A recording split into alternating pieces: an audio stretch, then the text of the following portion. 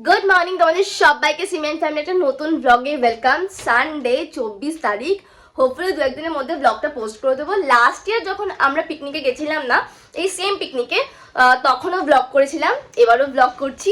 তো উইন্টার শুরু হয়ে গেছে, পিকনিক ছাড়া কি করে উইন্টার হতে পারে, তাই তো?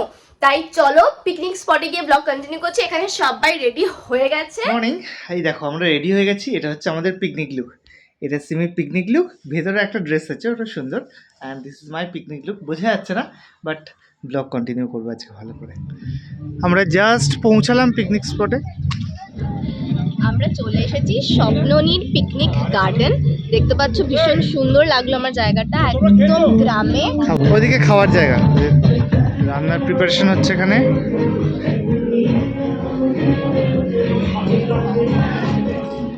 এই যে আমাদের ইয়ে আসছে, পুরি আসছে। তুমি একটু হাতটা ধুয়ে নাও সিমি, আর এখানে সেখানে হাত এখানে একটা দিয়ে দেবে আর আমাকে 3টে দিয়ে যাবে।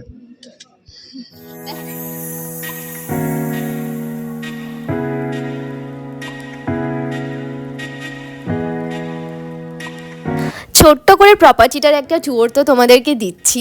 এই যে রুমটা দেখতে পাচ্ছ, এটা রেস্ট রুম। আমি ভেতর থেকে তোমাদেরকে দেখাচ্ছি। তার আগে দেখে নাও বসার ব্যবস্থা, অনেক বড় গ্রাউন্ড রয়েছে, সাথে দোলনাও রয়েছে। তার ক্লোজ আপ ভিউ আমি দিচ্ছি। এখানে প্রচুর বড় একটা মাঠ রয়েছে, যেখানে সবাই খেলাধুলো করতে পারবে। তোমরা বিভিন্ন রকমের ইভেন্ট চাইলে অর্গানাইজ করতে পারবে। এবার অবভিয়াসলি পিকনিকে গেলে সঙ্গে বাচ্চা তো থাকবেই, তো বাচ্চাদের জন্য রয়েছে সেপারেট প্লেগ্রাউন্ড, যেটা অগেন বিশাল বড় আর সেফ অ্যান্ড সিকিউরিটি রয়েছে গেটে, তাই বাচ্চা বেরিয়ে যাওয়ার কোনো চান্সেসই নেই।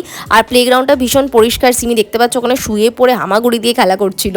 দেখাই, খুব সুন্দর এখানে স্টোরেজ রয়েছে, আর এখানে বসার ব্যবস্থা। ওদিকে ওয়াশরুম, সিমিকে একটু টয়লেট করে। দুটো বেজে গেছে, এখনো লাঞ্চ সার্ভ হয়নি। এখানে সিমি একজন বন্ধু পেয়ে গেছে, তো তাকে নিয়ে খুব এক্সাইটেড। এই একটা আর ওই একটা। হাত না কারেন্ট।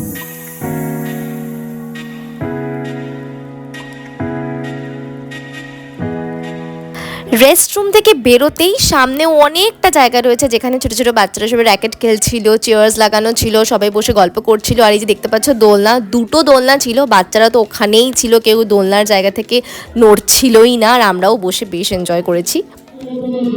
এখন প্রায় 2:30 বাজতে চলেছে, আর এই দেখো মেয়ে খেলছে, একটা ফ্রেন্ড পেয়েছে, খেলছে, আর আমি বসে বসে পাহারা দিচ্ছি।